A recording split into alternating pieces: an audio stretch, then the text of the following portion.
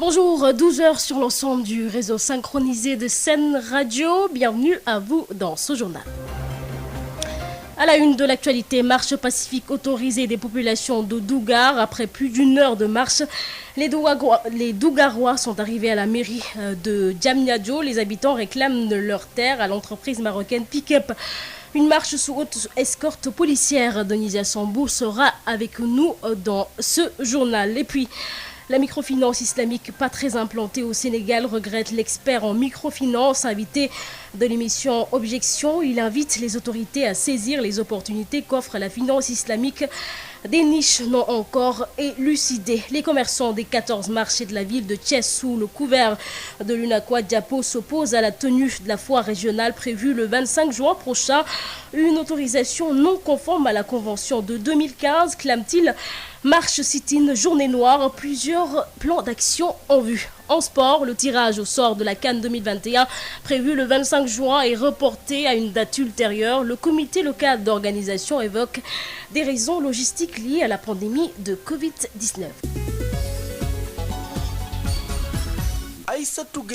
À la présentation, Hassan Thioune assure la mise en onde de ce journal.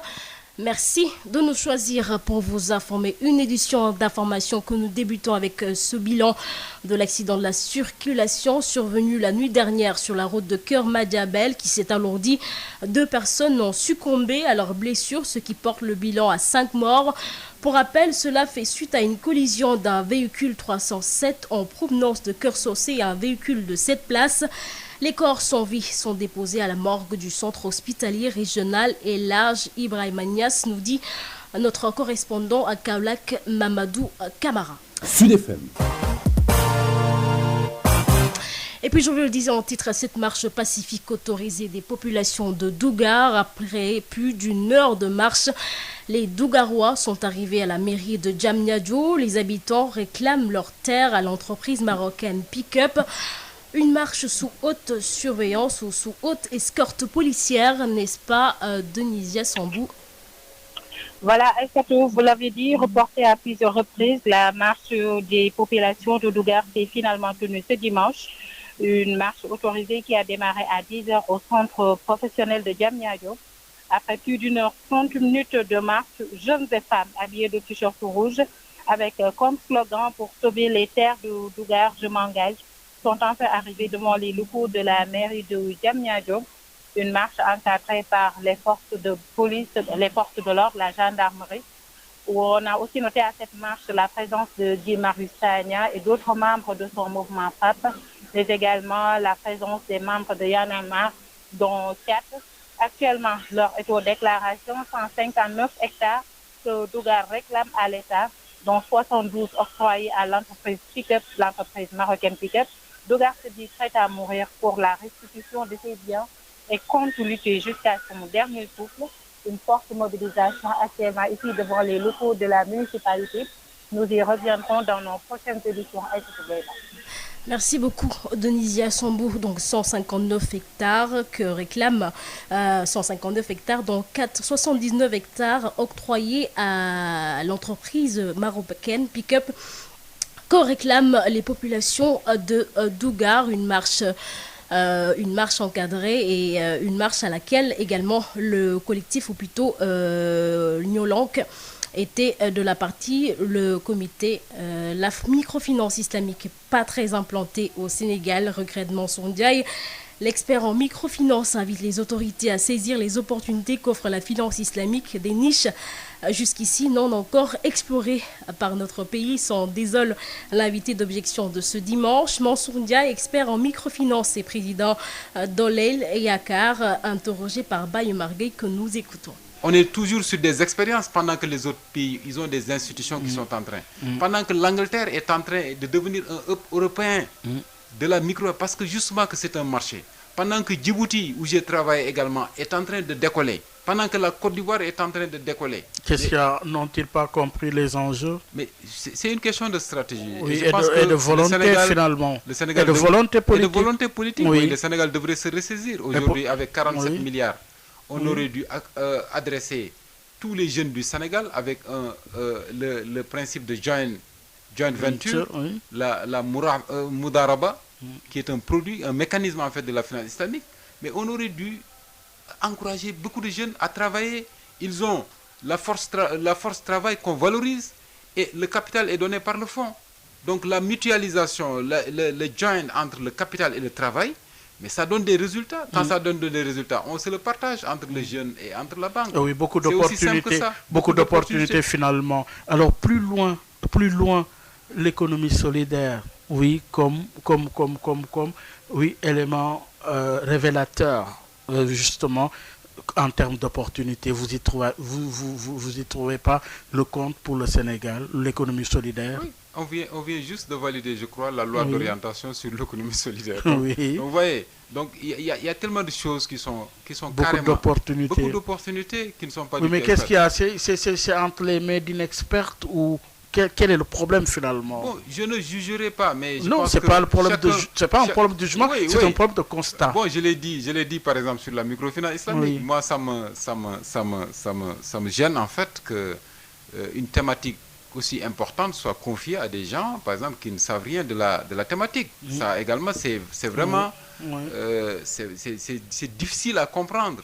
C'est douloureux. Moi, quand on m'a appelé, par exemple, pour travailler sur la microfinance islamique, j'ai dit, je suis fatigué. Je suis un homme fatigué. Ça fait 10 ans que je fais le plaidoyer.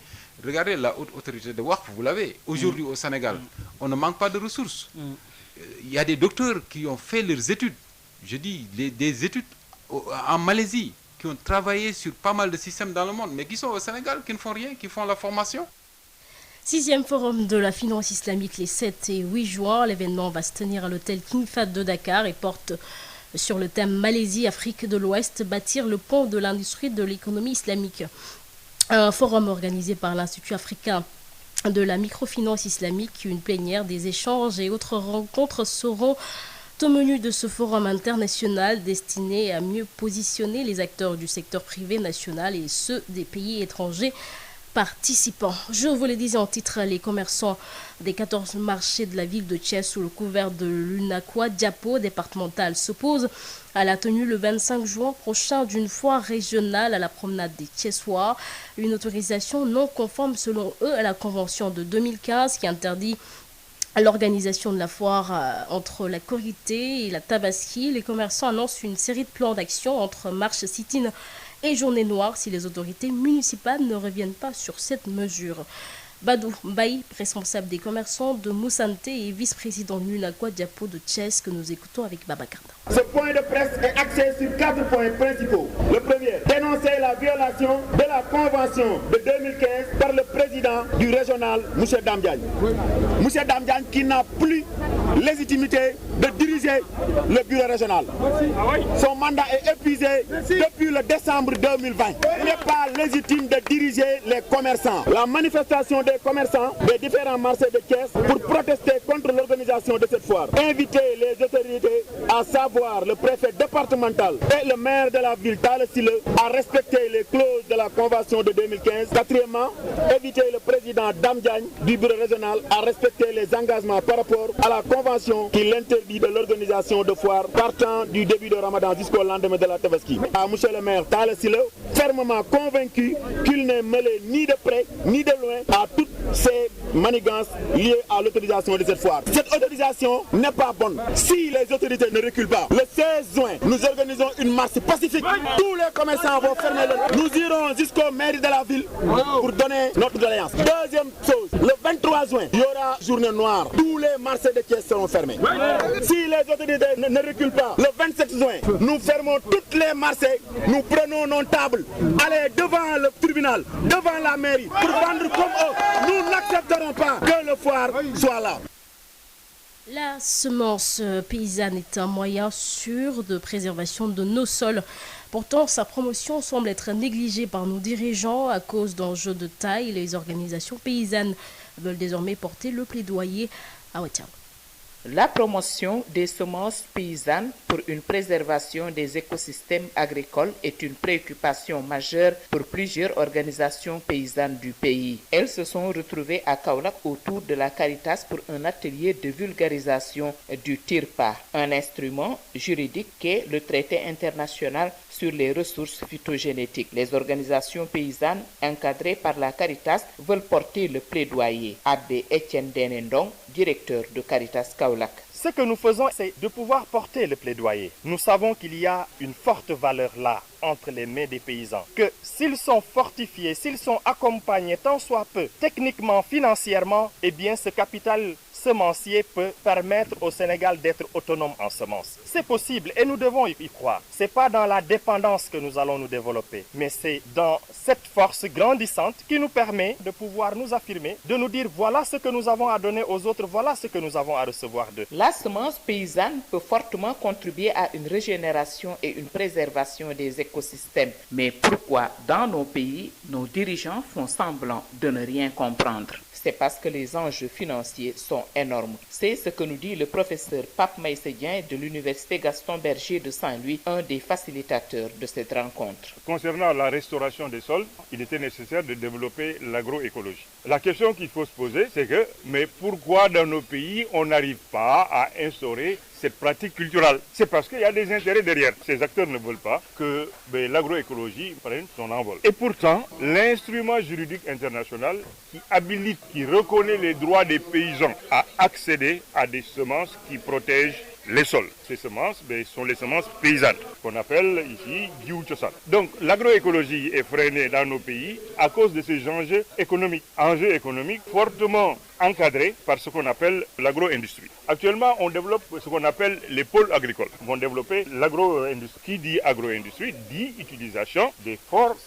une forte utilisation des intrants. Maintenant, qu'est-ce qui va arriver? On va développer des atouts avec une agriculture extensive qui va exproprier les petits propriétaires terriens. Mais comment nos dirigeants n'arrivent pas à percevoir cette réalité? C'est que tout simplement derrière, il y a l'argent qui ne dit pas son mot. Tout le problème est là. Alors ce sont des enjeux financiers énormes qui sont autour de la semence. La pandémie de la Covid-19 nous a montré qu'il faut désormais compter sur ses propres moyens. Et pour les organisations paysannes, l'État doit changer de posture car il y va de notre survie. Kaolack pour Sud FM, Awa Thiaw.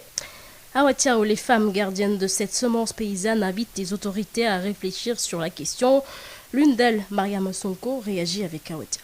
Aujourd'hui, l'un de nos axes prioritaires vraiment, c'est la valorisation de la semence paysanne. Parce qu'on ne peut pas parler de semence sans parler de la femme. Le lien qui existe entre la femme et la semence, nul ne l'ignore. Aujourd'hui, en Afrique, on dit que la femme est la gardienne de la semence. Pourquoi? C'est parce qu'elle est très proche de cette semence. C'est elle qui a caractérisé cette semence en la multipliant, en la testant, en étant à côté pour bien observer son comportement par rapport aux différentes zones topologiques. Donc aujourd'hui, je pense que les connaissances que ces femmes rurales ont par rapport à la semence, si on arrive à privatiser ou bien à virtualiser cette semence, je pense que ce sera une perte totale et une déroute pour les femmes. Elles ne se retrouveront plus parce que c'est dans ça qu'elles se reconnaissent. Et aujourd'hui, les semences pour nous ne sont pas des semences alimentaires seulement. Ce n'est pas la question alimentaire, mais il y a la question de valeur, la question de tradition, la question de culture qui est liée à ces semences. Aujourd'hui, il y a beaucoup de cérémonies traditionnelles où on utilise ces semences. Donc si on arrive à privatiser ces semences, ce qui veut dire que nous n'existerons plus. Et nous serons toujours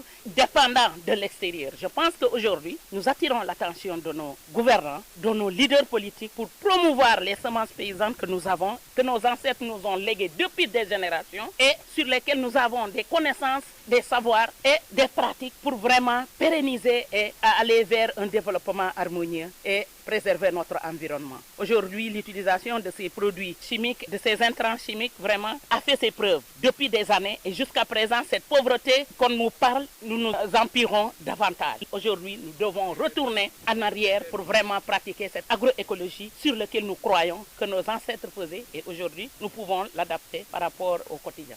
Sud FM.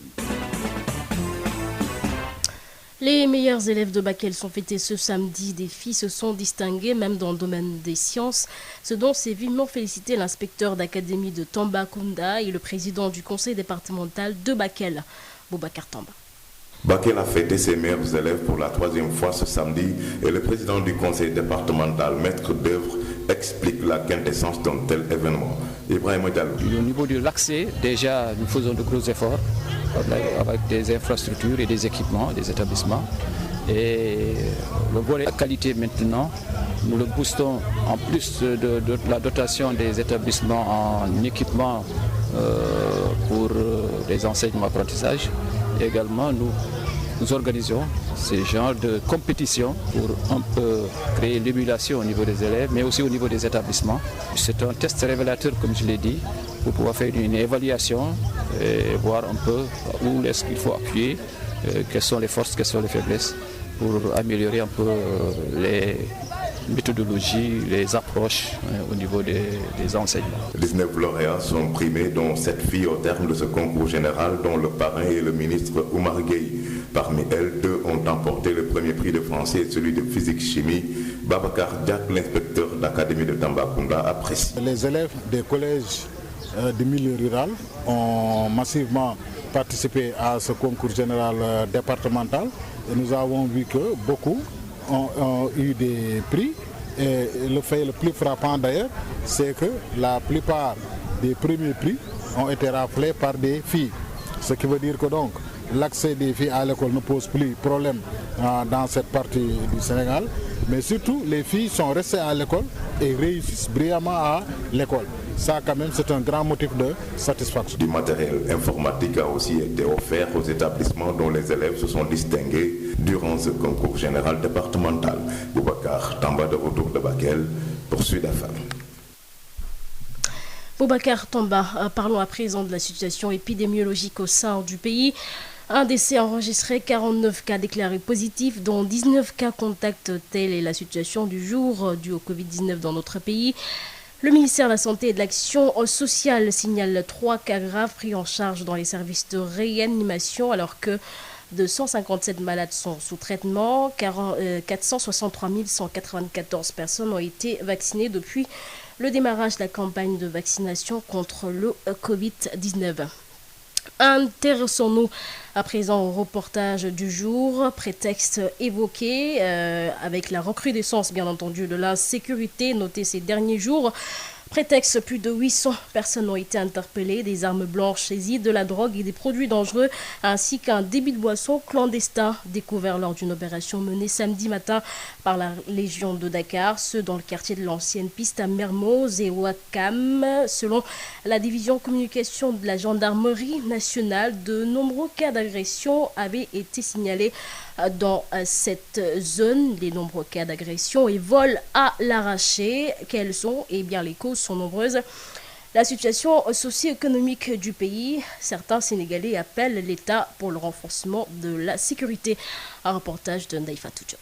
L'insécurité règne à nouveau à Dakar. Pour ce monsieur, la situation socio-économique du pays serait à l'origine. Bon, tout d'abord, ce sont des choses vraiment regrettables et vivre dans ce sentiment d'insécurité, c'est pas un idéal en fait pour un pays comme le Sénégal, peu importe le pays d'ailleurs. Je pense que la situation socio-économique du pays en est pour beaucoup. Je pense que le taux de chômage et aussi la population subit toujours les effets de la pandémie. Je pense que les effets se font toujours sentir en 2021 et je pense que ce sera le cas encore pendant quelques mois. Ce jeune homme, quant à lui, revient sur le chômage des jeunes. Il y a trop d'insécurité dans le pays. Comme vous le savez, il n'y a pas de travail. C'est ce qui explique en partie les agressions. Mais je pense que si ces jeunes avaient du boulot, ils n'allaient pas agresser. Il lance un appel à l'État et parle de l'importance qu'avait le couvre-feu. Je lance un appel à l'État du Sénégal pour qu'il renforce la sécurité dans le pays. Ce sera la solution pour lutter contre les agressions. Le couvre-feu avait joué un rôle essentiel car il y avait moins d'agressions. On se couchait très tôt. Actuellement, il n'y a plus de couvre-feu et les agresseurs reprennent du service.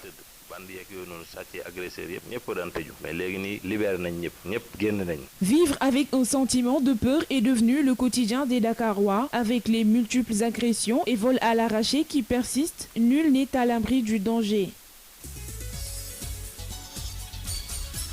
Sud International. Direction l'Afghanistan où au moins 11 civils sont morts, dont des femmes et des enfants, dans l'explosion intentionnelle de leur bus dans l'ouest de l'Afghanistan. Dernière attaque en date d'une série visant des transports, annoncée dimanche 6 juin, un responsable cité par l'AFP. Au Tchad, le Tchad qui a lancé sa campagne de vaccination contre le Covid-19 le 4 juin à Djamena, la capitale. mais aussi dans les villes de Moundou et Abéché, après avoir réceptionné 200 000 doses du vaccin Sinopharm, un don en provenance de la Chine depuis le 19 mars 2020. Le Tchad a enregistré 4 938 cas positifs au Covid-19, dont 174 décès. Covid-19 qui d'ailleurs a fait que le comité local d'organisation a accepté de rejeter ou plutôt de reporter le tirage au sort de la phase finale de la Coupe d'Afrique des Nations 2021, initialement prévu le 25 juin pour des raisons logistiques liées à la pandémie Covid-19, a annoncé la CAF sur son site officiel. Une nouvelle date sera annoncée en temps opportun, a ajouté la même source. Le comité local d'organisation a accepté ce report à la demande de la Confédération africaine de football, nous dit nos confrères de l'APS. 12h21 sur l'ensemble du réseau synchronisé de Sen Radio et nous accueillons la rétrospective de l'essentiel de l'actualité de la semaine avec José Kelly. Bienvenue à toutes et à tous, vous écoutez la rétrospective de l'actualité saillante de la semaine. Un accident de la circulation coûte la vie à 3 agents du groupe Leral à Kédougou et fait 2 blessés graves. L'accident s'est produit lors de la tournée économique du président Macky Sall, Boubacar Tamba. Le président Macky Sall, visiblement très affecté par le décès de nos confrères de l'ERAL, a ordonné l'observation d'une minute de silence à leur mémoire. Auparavant, le chef de l'État avait fait arrêter par le biais du gouverneur de région toutes les festivités à Tomboronkoto et à Kédougou où les membres du conseil islamique et de l'internat Darou Noréni ont procédé à des séances de récital de Coran. La tristesse se lisait sur tous les visages et le chef de l'État a annoncé l'évacuation sous les coups de 22h30 par avion militaire ayant à son bord des médecins du SAMU, des 2 blessés qui seront entièrement pris en charge à l'hôpital principal. D'ailleurs, le président Macky Sall a fait savoir que n'eût été la mobilisation, il allait faire annuler cette manifestation dont il dira qu'elle n'a rien à voir avec une campagne politique. C'est une tournée économique que soutiendra-t-il avec insistance et elle a pour objectif de poser un œil sur les travaux engagés, de se rendre compte sur place des problèmes et de fixer de nouvelles orientations. Justement, le président Macky Sall a promis le bitumage de l'axe Kédougou-Fongolimbi, une façon d'éviter au centre hospitalier régional Amath Dansokho des nuages de poussière. Les instructions sont données au ministre en charge de la santé et de l'action sociale pour que les spécialistes soient affectés dans les régions et ils auront l'obligation d'y rester au moins 5 ans, dira le chef de l'État. Le chef de l'État a lancé les travaux de la phase 2 du PUDC à Tomboronkoto, réseau électrique de 3 villages, Promoville Kédougou avec 5 km 500 de voirie est lancé et le centre hospitalier régional Amath Dansokho a ouvert ses portes. Justement, Abou Mamadou Sy, Ousmane Diaye et Mamadou Yoro Diallo ont été inhumés mercredi, respectivement à Podor, Touba et Ziguinchor. À Tivaouane, un cadavre enterré dans la maison d'un marabout le jour de la Korité a été exhumé jeudi par la gendarmerie. Une enquête est ouverte. Babacar Sow. Rocambolesque affaire à Tivaouane, un corps enterré dans la maison d'un célèbre marabout le jour de la Korité a été déterré par les éléments de la brigade de gendarmerie de la cité religieuse hier nuit sur ordre des autorités judiciaires. Selon nos sources, c'est un détachement de la gendarmerie qui est discrètement venu hier nuit dans le domicile de ce marabout pour brandir l'autorisation d'exhumation de ce corps qui a été mis en terre pour rappel le jour de la Korité. A signalé aussi que la gendarmerie vient d'ouvrir une enquête sur ordre du procureur pour l'élucidation de cette affaire et ses circonstances. Une véritable traînée de poudre depuis que l'affaire a été ébruitée. Une affaire à suivre.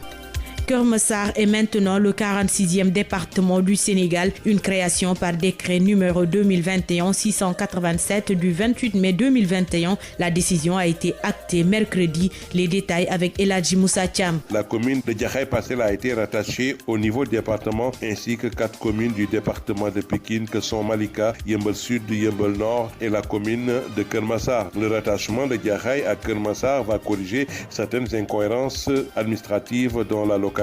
La décision est bien appréciée par les populations. Ainsi, Keur Massar va constituer de 3 arrondissements que sont l'arrondissement de Malika avec comme commune Malika Keur Massar Nord, l'arrondissement de Yeumbeul avec les communes de Yeumbeul Sud, de Yeumbeul Nord et l'arrondissement de Djahaï avec comme commune Djahaï Parcelles et Keur Massar Sud. Le département de Guédiawaye avec ses 5 communes, jadis avec un seul arrondissement est scindé en 2 que sont l'arrondissement de Wakhinane Nimzat et l'arrondissement de Sam Notaire. Quant au département de Pikine qui a perdu 4 communes au profit de Keur Massar, reste avec 12 communes et 2 arrondissements que sont l'arrondissement de Thiaroye et l'arrondissement de Dagoudane. Suspension du système de parrainage. Notre pays est passible de sanctions d'ici 6 mois si la volonté de la CEDEAO n'est pas exécutée. Selon l'Union sociale et libérale, cet arrêté est irréversible et inattaquable en droit. Abdoulaye Diop. L'Union sociale et libérale se veut claire. L'arrêt de la communauté économique des États de l'Afrique de l'Ouest demandant la suppression du système de parrainage est exécutoire. Maître Abdoulaye Tine. Le Sénégal doit supprimer sans délai cette loi. Au maximum, la Cour lui donne 6 mois. C'est-à-dire, au plus tard, le 29 octobre. À 23h59 au plus tard, le Sénégal doit soumettre à la Cour un rapport pour justifier des diligences, encore une fois, qui ont été posées allant dans le cadre de la suppression. Le Sénégal encourt des sanctions allant jusqu'à sa suspension de l'instance sous-régionale. Les sanctions sur le plan juridique, ces mesures, je vous explique les textes tels qu'ils sont conçus, peuvent aller jusqu'à l'exclusion, en passant effectivement par des sortes de mesures d'embargo. C'est une fermeture des frontières ou en tout cas une suspension des flux financiers ou monétaires. La bataille juridique gagnée, Maître Abdoulaye Tine et compagnie comptent mener celle politique si la loi n'est pas supprimée. Nous allons constater et prendre acte que pour nous, l'aspect juridique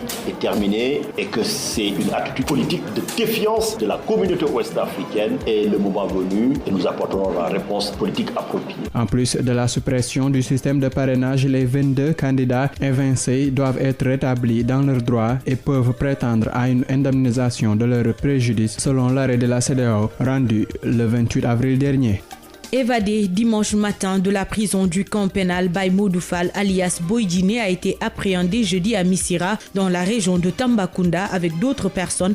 Écoutons le colonel Davy Mané. Vers 9h30, j'ai reçu un appel du général de corps d'armée au commandant de la gendarmerie nationale informant que le nommé Baye Modou Fall alias Boy Djiné serait dans la région de Tambacounda et qui serait à bord d'un véhicule particulier et qui serait précédé d'une moto P-Max. Donc aussitôt ils se sont mis à la poursuite de la moto et ils ont trouvé la moto à l'entrée de Missira. Donc quelques minutes après, le véhicule qui transportait Boy Djiné a fait demi-tour pour voir de quoi il s'agissait, pour voir pourquoi le motocycliste s'est arrêté. Mais Boy Djiné a eu le temps de descendre de la voiture et c'est en ce moment que les éléments qui étaient postés à l'entrée de Missira l'ont aperçu en train de prendre la fuite. Et 500 mètres dans la brousse, ils l'ont attrapé.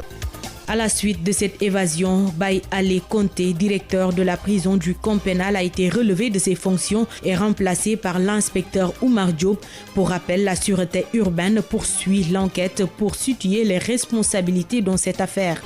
En début de semaine, l'Union africaine, tout comme la CEDEAO, ont suspendu le Mali d'une participation dans toutes leurs institutions. Quelques jours après, la France aussi suspend les opérations militaires conjointes avec l'armée malienne. Ces décisions découlent du second coup d'État militaire en l'espace de 9 mois dans ce pays. Ainsi prend fin la rétrospective des faits marquants de la semaine sur Sud FM Sen Radio. Rendez-vous dimanche prochain. Aïssatou Gueye-Ba. 12h28 sur l'ensemble du réseau synchronisé de Sen Radio. C'est la fin de ce journal, mais avant de nous quitter, le rappel des titres. Marche pacifique autorisée des populations de Dougar. Après plus d'une heure de marche, les Dougarois sont arrivés à la mairie de Diamniadio. Les habitants réclament leur terre à l'entreprise marocaine Pick-up. Marche sous haute escorte policière. Et puis la microfinance islamique pas très implantée au Sénégal, regrette l'expert en microfinance, invité de l'émission Objection. Il invite les autorités à saisir les opportunités qu'offre la finance islamique, des niches non encore explorées. Les commerçants des 14 marchés de la ville de Thiès sous le couvert de l'UNACOA Diapo s'opposent à la tenue de la foire régionale prévue le 25 juin prochain. Une autorisation non conforme à la convention de 2015, clame-t-il. Marche sit-in, journée noire, plusieurs plans d'action en vue. En sport, le tirage au sort de la CAN 2021 prévu le 25 juin est reporté à une date ultérieure. Le comité local d'organisation évoque des raisons logistiques liées à la pandémie de Covid-19. Voilà, c'est la fin de ce journal. Merci de l'avoir suivi. Merci également à Hassan Tchoun qui en a assuré la mise en onde à 13h. Retrouvez Adja Selimanoane pour le prochain bulletin d'information. Ça sera en Wolof, bien entendu. Passez d'agréables moments en compagnie des programmes de Sen Radio.